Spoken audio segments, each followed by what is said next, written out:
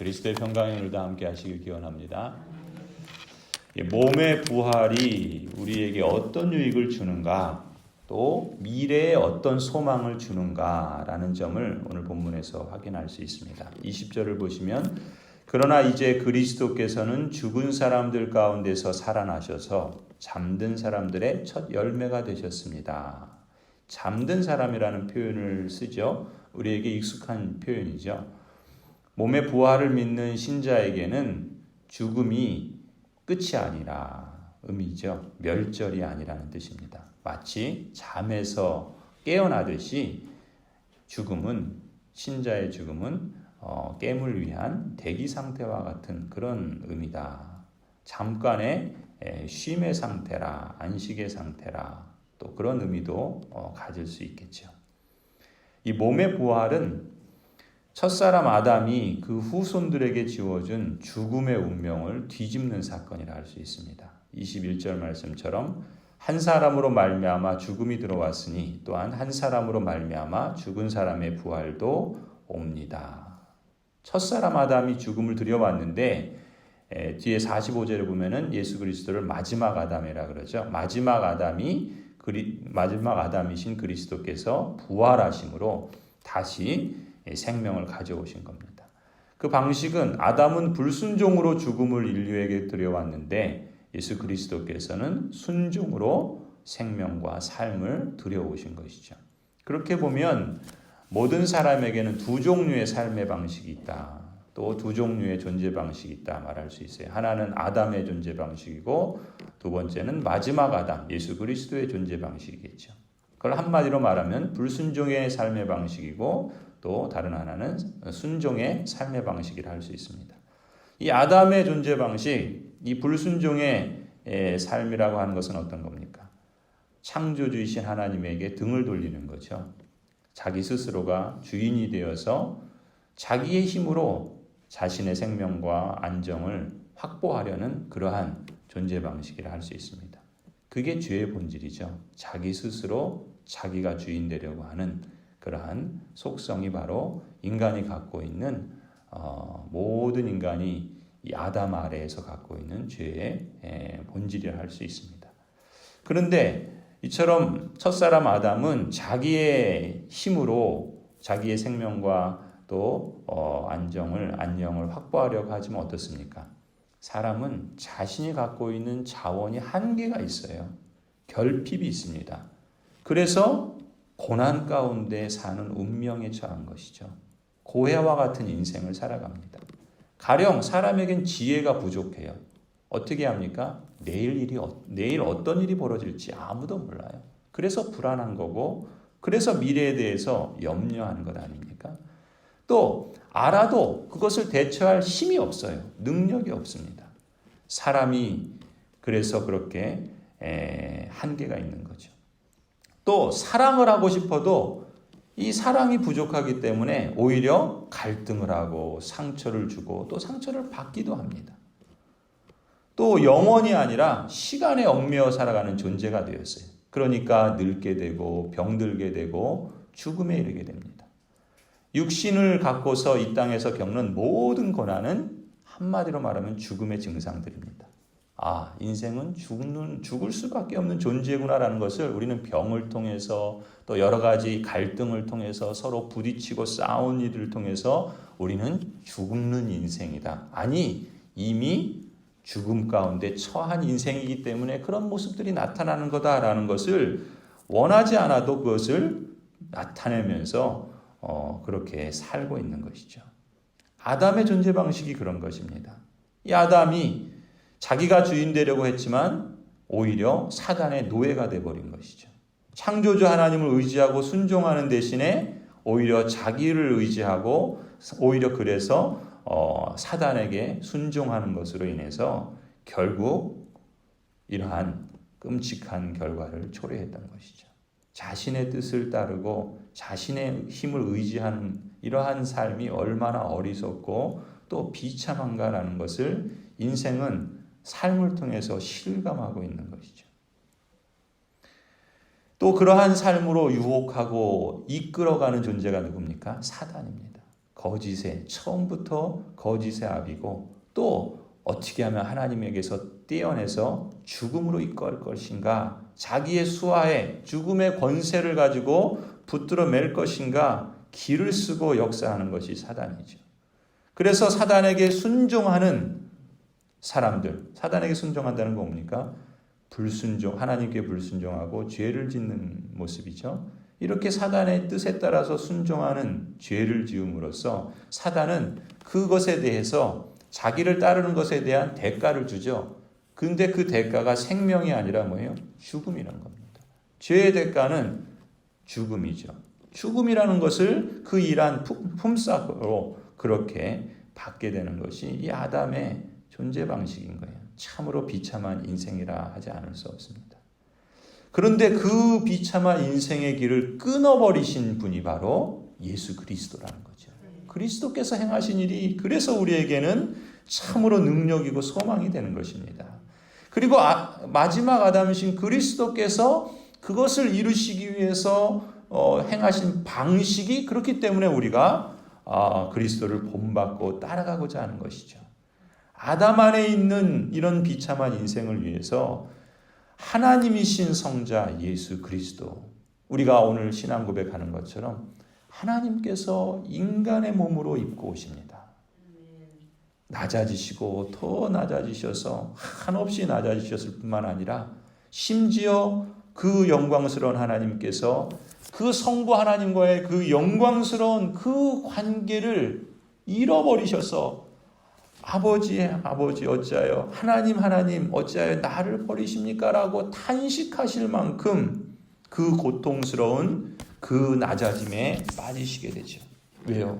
우리의 죄를 대속하시기 위한 속죄의 제물이 예수 그리스도께서 친히 되어주시기 위해서, 우리의 그 죄로 인한 비참함이 무엇인지 어떠한지를 너무나 잘 아시는 그리스도께서는 그런 사람의 죄를 씻고 또 용서하시고, 그래서 다시금 하나님과 깨어졌던 그 관계를 회복하기 위해서 순종의 길을 걸어가시지 않습니까? 하나님께 의존하며 순종하는 관계에 그리스도께서 들어가심으로써 그리스도께 연결되어 있는 하나님이 택하신 사람들은 그리스도의 공로를 힘입어서 그리스도와 붙어 있기 때문에 그리스도께서 행하신 그 의를, 그리스도께 행하신 그 선을 마치 우리가 행한 것처럼 그렇게 인정해 주신다는 거죠. 하나님과의 관계를 회복하게 하시고 하나님의 그 무한한 그 부요함에 덧입게 하시는 거예요. 사람이 자기 힘으로 살려고 했을 때는 지혜가 부족해서 어떤 일이 일어날지 모르고 알아도 능력이 부족해서 감당할 수 없는데 하나님의 무한한 그 부요하심, 그래서 그 하나님의 무한한 지혜와 그 하나님의 무한한 능력을 힘입어서 우리는 거기에 잇대어 살아가기 때문에 그것이 진정 우리에게는 생명이요 복이라 그렇게 믿는 것이죠. 그것을 우리에게 확증해 주는 사건이 무엇입니까? 바로 그리스도의 부활입니다. 창조주 하나님의 생명의 힘에 덧입어서 죄가 가져오는 죽음을 극복한 사건. 그러므로 사람들이 자기의 죄를 대신해서 담당했다는 이 복음을 받아들이고 믿으면 그리스도 안에서 우리가 그리스도와 연합하게 되고 이 죄와 이 죽음이라는 숙명으로부터 끊을 수 있는 것이죠. 해방되는 것입니다. 그리스도께서 가져오시는 그러한 생명의 삶, 부활의 삶, 하나님과의 올바른 관계에서 오는 삶을 다시금 얻게 되는 것입니다. 우리 육신에서 영혼이 분리되면 죽는다 그러죠. 그렇죠? 그런데 하나님을 모르는 사람은 이미 죽어 있습니다. 뭐가 죽어 있습니까? 영혼이 죽어 있는 거예요. 하나님과의 관계에서 죽어 있는 겁니다. 그래서 죽었다 그래요, 성경은. 그런데 그리스도로 말미암아 어떻게 되는 거예요? 그 죽은 영혼이 마치 하나님과의 관계가 회복된다는 것은 다시 살아난 것과 같은 것입니다. 그리스도로 인해서 우리의 그 죄 아래 있던 죽은 영혼이 다시 살아나듯이 영혼만 살아나는 것이 아니라 이제 그리스도로 말미암아 몸도 부활하게 된다라는 거예요. 그것이 그리스도의 복음의 독특성이요. 그것이 우리에게는 참으로 이 복음을 자랑스러워할 수 있는 근거가 되는 것이죠. 그리스도께서 우리에게 하나님과의 관계를 회복시켜 주셨고 우리에게 부활의 생명을 얻게 하십니다. 그런데 여기서 우리가 이제 유념해야 할 것이 있죠. 이 고린도 교회 교인들 중에는 부활을 믿지 않은 사람들도 있었지만 또 어떤 사람들이 있었습니까? 성령파 열광주의자들은 자신들이 이미 다 얻었다. 그래서 이미 마치 부활을 다 이룬 사람처럼 그렇게 오해하고 하나님에 대한 바른 지식을 갖지 않은 그런 삶을 살았던 그런 경우들이 있었잖아요.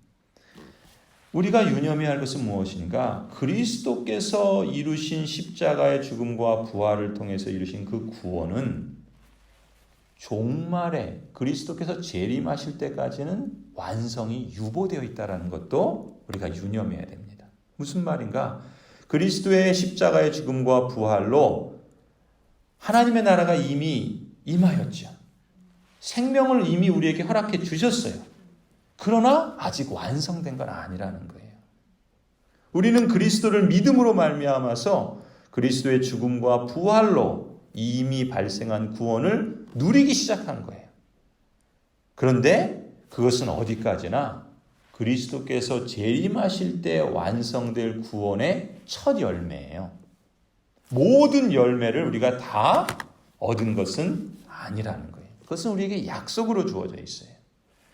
그리스도를 믿음으로 하나님과의 올바른 관계가 회복됨으로써 우리가 이 땅에 누리고 있는 복이 있죠. 이미 하나님 나라에 속한 사람이기에 하나님께서 그리스도에게 접붙여져 있는 우리에게 허락해 주시는 복이 있어요. 우리의 몸의 병을 고쳐주세요. 우리 마음의 질병도 고쳐주세요. 용서와 용납을 통해서 사람 사이에 깨어진 관계도 회복시켜 주세요. 경제적으로, 사회적으로 보다 나은 삶을 추구하고 실제 열매도 맺게 해주세요. 이미 하나님의 나라가 임하였기 때문에 예수 그리스도를 통해서 이 땅에 하나님의 나라가 와 있기 때문에 우리 그리스도에게 속한 신자들에게 이미 주시는 복이 있다는 거예요. 자유가 있습니다. 평강이 있어요. 사랑이 있고 건강이 있습니다. 그 첫 열매를 우리에게 하나님께서 지금 허락해 주시는 줄 믿습니다. 그런데 동시에 뭘 알고 있어야 된다고요? 그러나 완성은 아직 아니다라는 거예요. 그리스도께서 재림하실 때, 그때가 언제입니까? 최종적인 심판이 임하게 될 때. 그러니까 이 최종적인 심판은 아직 유보되어 있는 거예요. 이제 나중에 임하게 될 거예요. 그때까지는 지금 이 세상에는, 지금 우리가 사는 이 세대에는 아직도 죽음의 힘이 작동을 합니다. 아직도 죄의 힘이 노출되어서 작동합니다. 그래서 지금 우리조차도 하나님 나라에 속한 그 실제적인 복을 누리면서도 병도 낫고 또 여러 가지 회복도 일어나고 또 하나님의 생명 가운데 열매도 맺어가지만 동시에 뭐예요? 여전히 아프기도 하고 여전히 깨어지기도 하고 여전히 여러 가지 고난 중에 살아가지 않습니까? 아직 완성되지 않았다는 것을 우리가 실감하고 있습니다. 그리고 이 세상에 속한 사람들은 여전히 그 죄와 죽음의 힘에 노출되어서 죽음의 증상들을 겪으면서 결국 죽음을 맞이하고 무덤에 들어가죠. 우리의 구원의 완성은 언제 이루어집니까? 예수 그리스도께서 재림하실 때. 그래서 주 예수여 오시옵소서 소망하는 거 아니겠습니까?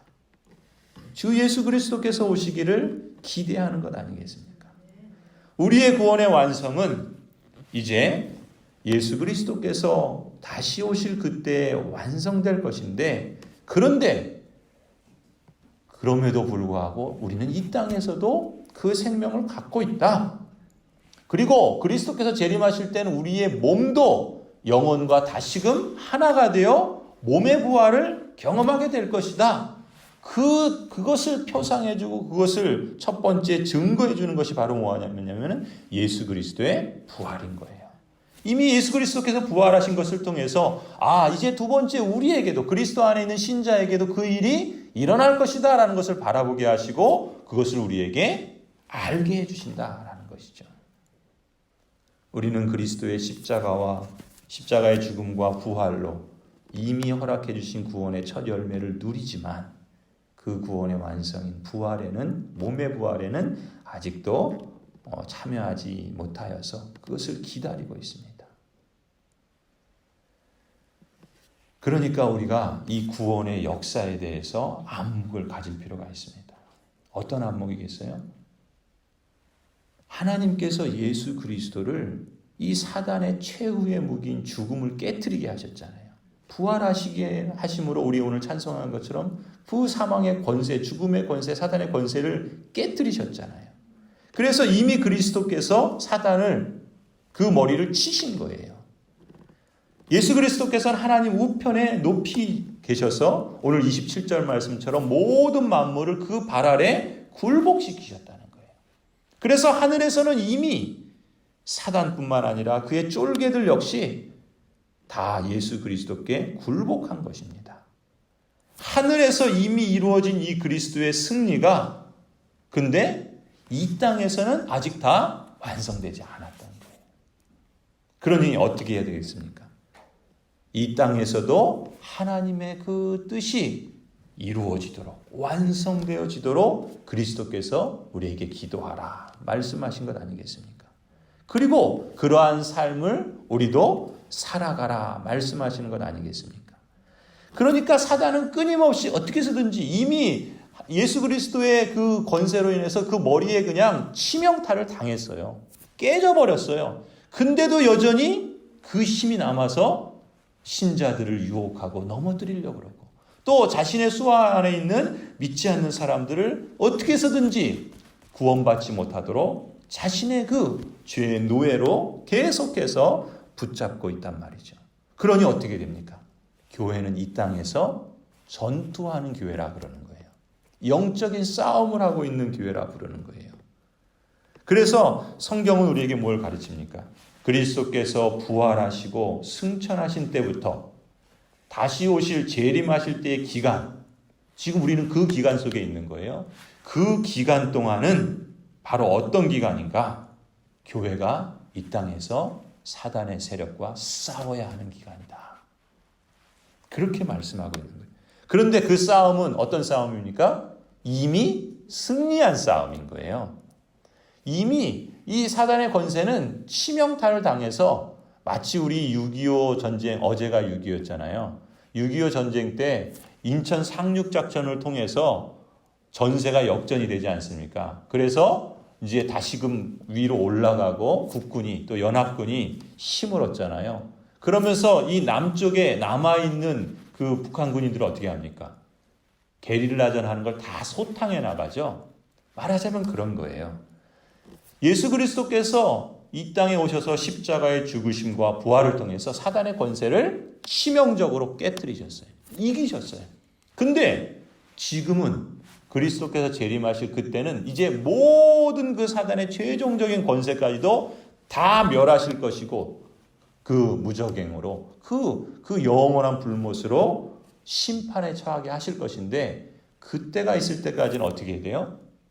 계속해서 그 남은 소탕, 그 잔적들을 소탕하는 일들이 진행되고 있는 거라는 것이죠. 바로 이 기간을 우리는 살아가고 있다라는 것을 기억할 필요가 있어요. 그래서 오늘 33절 보세요. 33절 보면 뭐라 그럽니까? 속지 마십시오. 나쁜 동무가 좋은 습성을 망칩니다. 똑바로 정신을 차리고 죄를 짓지 마십시오. 왜요? 32절에 어떤 사람들이 있었기 때문에 부활이 없다 생각을 하고 부활이 없으니까 내일이 없는 거잖아요. 내일이면 죽을 텐데 오늘 먹고 오늘 마시고 오늘 그냥 즐기며 살자. 이렇게 살았던 사람들이 있었던 거예요. 그런데 하나님께서 교회를 부르신 것은 부활이 없어서 내일이 없으니까 그냥 막 그렇게 살자라고 하신 것이 아니라 뭐예요? 지금 이 땅에 하나님께서 교회를 두시고 하나님께서 지금 이루어 가시는 영적 전투가 있다라는 거죠. 그러니 속지 말라는 거예요. 그러니 거짓된 정신에 빠지지 말라는 거예요. 그러니 그런 나쁜 동무들과 어울림으로써 좋은 습성을 놓치지 말라는 거예요. 오히려 정신을 차려서 죄를 짓지 않을 뿐만 아니라 하나님께서 이제 하나님의 권세와 능력으로 사단의 세력을 토벌하고 하나님 나라의 완성이라는 그 구원의 완성을 이루어 가시는 사역에 교회가 동역자로 있어야 된다는 거예요. 그리스도를 대신한 대사로서, 사신으로서 이 땅에서 그 그리스도의 행하시는 영광스러운 사명을 위해서 교회는 전투하는 교회로 있어야 한다는 거예요. 그것이 하나님께서 우리에게 맡기신 영광스러운 부르심인 거죠. 하나님께서 친히 그 일을 이루어 가십니다. 하나님께서 모든 것을 이미 행하셨고 또 그것을 이루시기 위해서 친히 지금 행하고 계세요. 우리를 거기에 함께 동참하게 하심으로 우리에게 기회를 주시고 하나님의 영광에 참여할 수 있는 그런 복된 그러한 은혜를 베푸시니 이 얼마나 감사한 일입니까? 그러니 우리가 속지 말아야 합니다. 그러니 우리가 정신을 차리고 죄를 짓지 말아야 할 뿐만 아니라 하나님과 동역하는, 하나님의 이끄시는 역사에 동참하는 그러한 복된 교회로 나아가야 할 줄로 믿습니다. 우리 교회가, 우리 성도들이 이러한 구속의 역사의 진행을 바라보면서 그렇다면 내가 오늘 나의 삶의 자리에서 내게 주어주신 삶의 이 시간들, 주님께서 부르시는 그날까지 어떻게 하나님께 응답하며 감사의 제사를 드릴 것인가, 감사의 예배로 드릴 것인가, 감사의 그러한 삶으로 살아갈 것인가.